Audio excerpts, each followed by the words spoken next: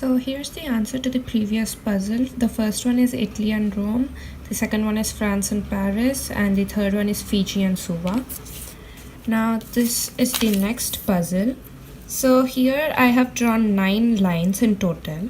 Now without these are supposed to be matches, so without bending or breaking any of them, you are supposed to move 2 lines and you are supposed to form 3 squares from that.